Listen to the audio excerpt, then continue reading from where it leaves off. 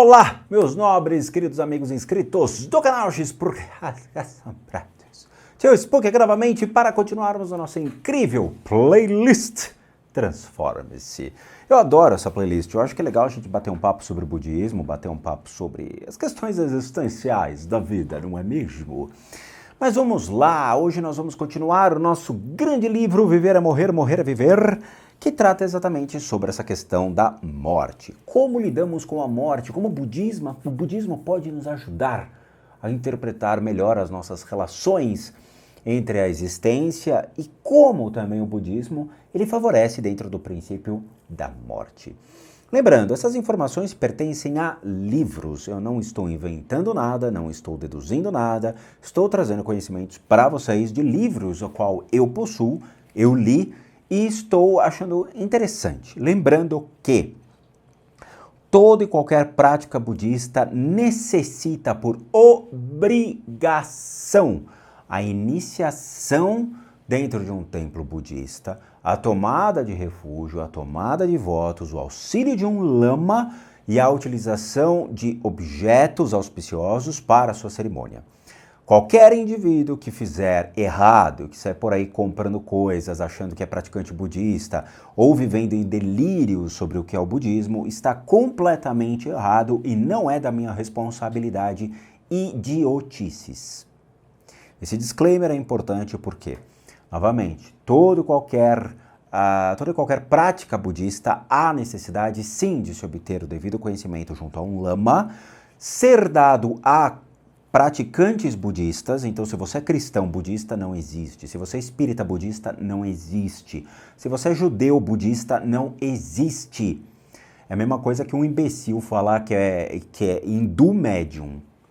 Se você vê um cara falando que é um hinduísta médium, levanta e vai embora porque o cara é um imbecil. Budismo é budismo. Não existe flexão para nenhuma outra religião ou crença. Não existe budista umbandista, budista cristão, não existe. O cara que é budista, ele abre mão de todas as crenças para se tornar budista. E é obrigatório isso. Não é uma opção, é uma obrigação. Os lamas não aceitam outras religiões que não o praticante real budista entregue ao budismo. Então eu sinto, o budismo é uma das religiões mais antigas e sérias do mundo e precisa de praticantes que realmente estão agindo de uma maneira séria e não praticantes que, não sei se eu vou ser budista, não sei. Religião é religião e tem que ter respeito por elas. Então vamos lá, vamos continuar lendo esse fantástico livro. Depois eu trouxe um objeto aqui para mostrar para vocês que legalzinho que é. É dito que Sukhavati está situado na direção do Sol Poente, a oeste. Embora as preces de aspiração para renascer em Sukhavati possam ser feitas a qualquer hora, os budistas adoram pensar em Buda Amitabha e o seu reino búdico enquanto apreciam um pôr do sol glorioso. Tenha certeza absoluta, enquanto admira o céu a oeste é para lá, de que Sukhavati se situa diretamente abaixo do Sol Poente e almeja do fundo do coração reunir-se a Buda Amitabha naquele reino no momento em que morrer. Lembrando, assista o vídeo anterior e você vai saber o que é o Buda Amitabha, a ideia dele e o que seria Sukhavati. Assista o vídeo anterior a este, tá? Dentro dessa mesma playlist, por favor. Descrições gloriosas de Sukhavati estão presentes em muitas preces de aspiração encontradas nos sutras que foram compilados por grandes mestres budistas chineses, japoneses e tibetanos. Leia-se, chineses e japoneses em primeiro, porque eles sim cultuam bastante Amitabha, tá? Os tibetanos, ok, eles até entendem a questão da Amitabha, mas existem outras práticas que são da mesma proporção ou até mais fortes que as práticas de Amitabha para direcionamento de consciências. Tente visualizar Sukhavati com os olhos da imaginação. Jardins exuberantes com aprazíveis gramados verdejantes, rodeados pelas majestosas montanhas nevadas, lagos turquesas repletos de flores de lótus e elegantes cisnes brancos, palácios magníficos, paraçóis delicados, dosséis ricamente ornamentados, pavilhões incrustados com pedras preciosas, aves de cores vivas e animais de todos os tipos. Tudo em Sukhavati foi planejado para atrair e cativar você. Veja, eles existem? Não, eles são projeções da mente. Por favor. Por que eles são projeções da sua mente? Para que a sua mente seja atraída para aquilo que é mais nobre, mais belo, mais raro. Porque são ambientes auspiciosos, são ambientes bons para você renascer. Então, os praticantes budistas que acabam falecendo, eles são direcionados para outros lugares do mundo onde existe, então, algo mais belo e raro. Se você for nascer nos Estados Unidos, na costa oeste, por exemplo, né, ele fala que é a oeste, então você tem a Califórnia. Califórnia é um lugar onde tem muitos praticantes budistas, muitos retiros budistas são feitos na Califórnia. Califórnia é repleto de eventos budistas. Eu aqui tenho 4 engatilhados para fazer parte. Eu preciso fazer inscrição neles. Então, assim, existem muitos eventos que acontecem nos Estados Unidos, em toda a costa oeste. Curioso, é verdade. Tá? A Sangha, que eu faço parte, fica na costa oeste da Califórnia. Então, assim, a consciência é direcionada para onde existe o Dharma, para onde existe, então, meios hábeis e lugares propícios para que um praticante budista possa renascer. Veja, cristão. Veja, cristão. Os praticantes budistas, eles vão renascer em lugares bons. Você tem esse conhecimento? Não. Então fica no que você chama de a Deus dará. Você vai renascer aonde tiver que nascer, filho. Vocês entendem a diferença? O budista sabe fazer as coisas, o cristão vai nascer em qualquer lugar. É isso que eu falo para vocês. Tem coisas que são muito top. São top. Por isso que eu falei, eu fiquei no budismo, porque o budismo é fera. Bom, no centro de todo esse esplendor está o requintado Palácio do Senhor Amitabha, feito de lápis lazuli e do mais fino jade, de diamantes e turquesas fulgurantes, entremeados por guirlandas de pérolas. Imagine cada detalhe com os olhos da mente, pois eles não existem. É uma projeção da sua mente, ao qual você vai ser direcionado. O Senhor Amitabha reside no centro do palácio, glorioso, vitorioso e magnífico. Incontáveis raios de luz emanam do seu corpo e ele transpira amor e compaixão, imensuráveis e incondicionais por todos os seres. Ele está cercado por bodhisattvas e deusas que fazem oferendas. Todos eles emanam amor e compaixão, enquanto esperam que você se junte a eles. À frente do Senhor Amitabha está um lago coberto de botões de flores de lótus que se abrem a cada segundo, por meio dos quais os seres ali renascem.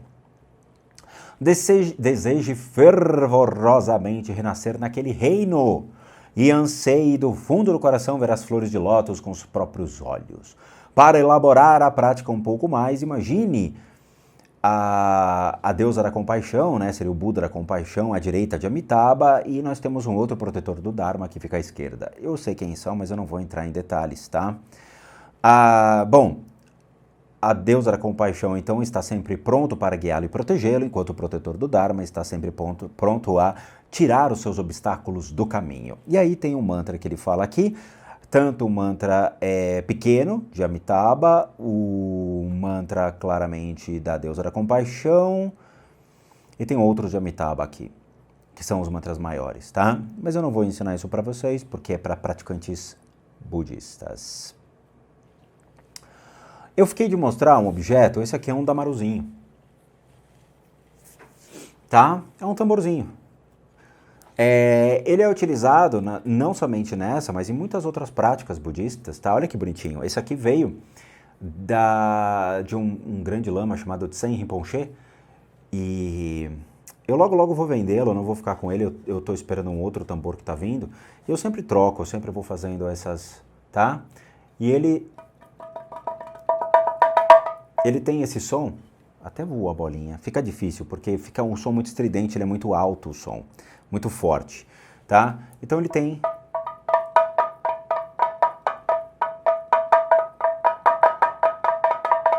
É isso, mais nada, tá? Ele é utilizado para ressoar, para ampliar, para magnetizar, para fazer com que as coisas, elas realmente ocorram, chamem a atenção para aquele fenômeno.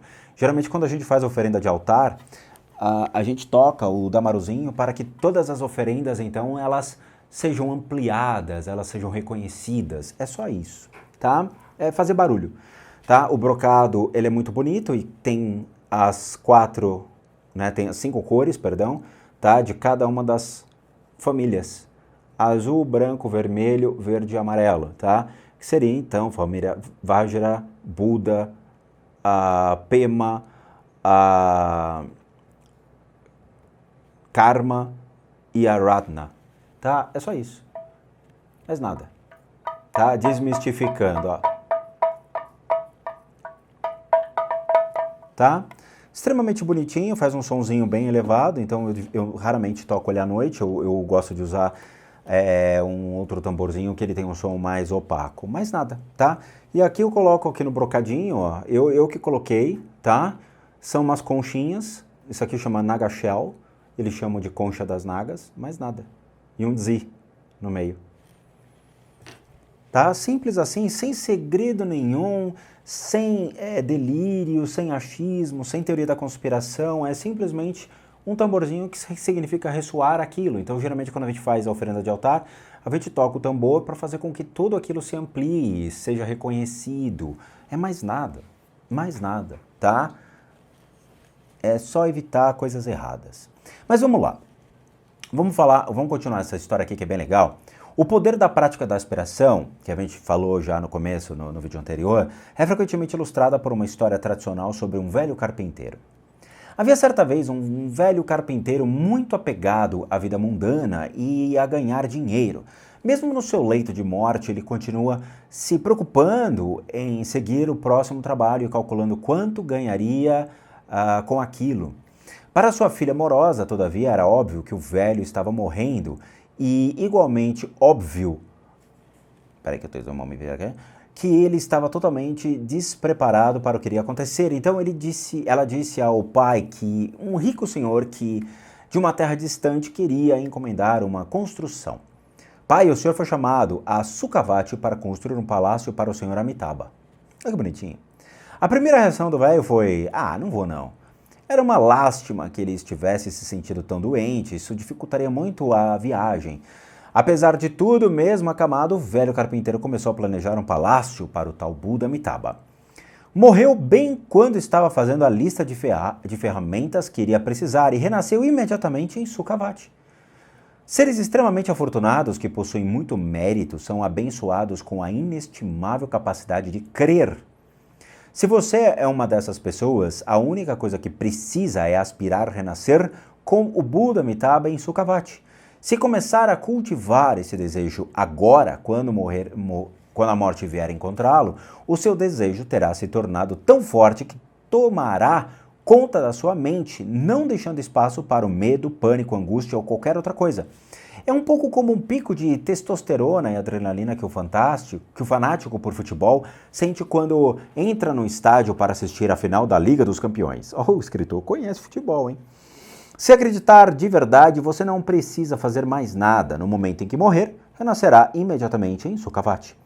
Como é a experiência dessa aspiração de desejo ardente? Imagine que está loucamente apaixonado, mas a pessoa amada mora do outro lado da cidade. Você sente tanto a falta que sobe no telhado só para olhar a direção da casa dela, e enquanto olha, sente aquele desejo imenso de estar com ela. E é esse tipo de aspiração e desejo que você deve cultivar por Amitabha. É um modo excelente de se preparar para a morte. E aqui, é uma tanca, da terra pura de Amitabha. E é legal porque é um desenho. Eu tenho essa tanca aqui em casa. Isso porque tem tudo.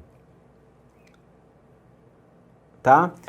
O que essa tanca significa? É um desenho onde tem todas as alegorias que são pertencentes à beleza do reino de Amitabha e todos aqueles que estão ao lado de Amitabha. Ela existe, é um tecido de verdade, tá?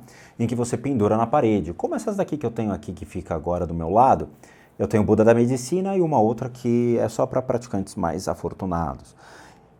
Não vem ao caso falar quem é. Mas essas imagens fazem com que você crie uma imagem mental mais fácil. O ser humano ele aprende de diversas maneiras. Uma delas é por imagens, né? O ser humano entende a questão das imagens, ou pelo menos é o primeiro impacto. Tanto que vídeos fazem mais sucesso do que você comprar um livro, né? Ou o audiobook. Você pega e compra o audiobook e você fica fazendo musculação, escutando alguém falando para você algo que você precisaria prestar mais atenção. Ok, mas a imagem, então, nesse caso, ela entra direto na mente de Buda. A gente tem o corpo de Buda, a fala de Buda e a mente de Buda. A imagem perfaz a mente, na qual você automaticamente já se vê dentro daquela mandala e já começa a trabalhar os arquétipos mentais para você poder fazer essa prática. Tá? Então nós temos esses 3 princípios, o corpo de Buda, a fala de Buda e a mente de Buda, que perfaz então as formas com as quais nós podemos então projetar isso para dentro de nós e nos vermos dentro de uma mandala tridimensional, o qual nós estamos inseridos então dentro deste reino, no qual chama-se da Terra Pura de Amitabha. O Buda Amitabha no budismo Terra Pura, como eu falei, ele pertence ao Terra Pura desde o século XIII. O budismo Terra Pura não é muito a minha praia, mas vamos lá. O Buda Amitabha no budismo Terra Pura. O budismo Terra Pura, às vezes chamado de amidismo, é uma das escolas budistas mais populares do leste asiático hoje em dia. É uma forma do budismo devocional focado no Buda Amitabha. Podem ser encontrados elementos do budismo Terra Pura em várias escolas budistas da China e do Japão, como eu falei. O budismo Terra Pura ensina que a única maneira de renascer na Terra Pura, uma morada celestial perfeita, onde a iluminação é certa, é a devoção do Buda Amitabha. Ok, é o princípio deles, mas ok. Na prática de recitação do mantra e do Sutra de Amitabha, é muito popular no leste asiático, tá? Não é muito a minha praia, mas assim, ok, tá? Eu gosto de outras práticas budistas, embora eu conheça muito bem a prática do Buda Amitabha e eu realizo ela junto com outras práticas também, quando eu estou querendo fazer uma coisa diferente. E acho muito legal. E é funcional mesmo, tá? Eu falo de coração para vocês. É funcional. Bom, no Japão, o Buda Amitabha é conhecido como Buda Butsu ou Amida Nyorai, que seria o Tathagata Amitabha. E é uma deidade especial da escola Terra Pura do budismo japonês, Jodosho, e da verdadeira escola Terra Pura do budismo, Jodoshinshu. É dito que quando você está morrendo, o Amida Butsu vem buscá-lo em pessoa. Isso budistas, tá? Eu tava até discutindo com um cristão aqui, né? O cristão quer fazer mantra. Cristão não é praticante budista. Você não sabe fazer mantra. Não adianta ficar sentadinho fazendo que não é aí, não é por aí não. O negócio é muito mais embaixo. Então assim, para praticantes budistas do Japão que seguem Buda Amitabha ou Amida Butsu, ele vem pegá-lo. Acredita-se que, tá? Não sou eu que acredito. Acredita-se que, dentro do budismo japonês, seguidor de Amida Butsu, ele vem pegá-lo, ok? Então, o seu poder excepcional deve-se ao grande voto que ele fez de continuar liberando todos os seres sencientes até esvaziar completamente os infernos. Quem fez isso também foi a imagem da Buda da Compaixão, tá? Então, nós temos outros que também fizeram isso. Nós também temos outros que são mais punks dentro desse princípio também. Caso pensem em Amida Butsu, no momento da morte, até mesmo uma pessoa mais negativa, egoísta, gananciosa e violenta, ou seja, praticamente o brasileiro, pode renascer na Terra Pura, tá? Mas tem que ser praticante do budismo, né, tibetano, ou budismo japonês ou chinês, devoto, então, de Buda Amitabha ou Amida Butsu, tá? E aqui ele também tem a Tanka. O Guru Rinpoche. O cara tem um Guru Rinpoche aqui. Não sei porque botou o Guru Rinpoche aqui, mas beleza, tá? Aqui a gente tem a representação de uma pessoa que realmente existiu, ok? Que no caso é o Guru Rinpoche, que Rinpoche é um título, tá? Não é o nome dele. Guru Rinpoche, o principal Guru Rinpoche, o primordial, foi Padmasambhava, né? Mas provavelmente ele aqui é o Padmasambhava. Aqui é o Padmasambhava, tá? Padmasambhava é o Guru Rinpoche, que é aquele que eu sigo, tá? E a gente vai falar então dele, Guru Rinpoche, Padmasambhava, ele mesmo. Muito bom. A gente vai entrar então em Guru Rinpoche. Guru Rinpoche é algo assim surreal. Surreal. Eu tenho muitos livros de Guru Rinpoche aqui. Mas vai ficar para a próxima, já que a gente já bateu aqui 20 minutinhos de vídeo. A gente vai entrar em Guru Rinpoche e depois em outras práticas interessantes do budismo. Mas, de novo, gente, tem que ser praticante do budismo tibetano ou, no caso, né, do budismo terra pura, que envolve aí a China e o Japão. Não adianta ser cristão, não adianta ser um bandista, quimbanda, candomblessista, não adianta. Outro dia eu ouvi um cara aí que segue os ritos africanos se metendo com o hinduísmo. É uma tragédia, é uma total imbecilidade, tá? É pegar e prostituir uma religião. Ao invés do cara sair da religião dele para utilizar realmente outros elementos, o cara agrega elementos e cria uma miscelânea. Não façam isso, não criem miscelâneas, tá? Não prostituam ensinamentos, não cometam crimes culturais, não cometam crimes religiosos. Quer ser budista, tá interessado? Abre mão da sua crença e vai para um templo budista e aprende. Quantas pessoas fizeram isso aqui no canal? Quantas pessoas ficaram regozijados falando, caracoles, o negócio é animal, é muito lindo, é muito bonito. As práticas são muito fortes. Eu falo de coração, porque senão eu não estava aqui.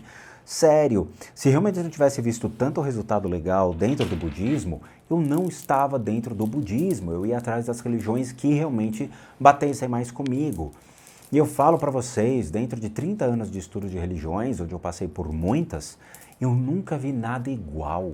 É fascinante, é lindo, é bonito, sabe? A devoção, o amor, a responsabilidade pelas práticas, a compaixão ensinado, sabe? O ato de ser compassivo, de ensinar por meio dos lamas, é algo surreal.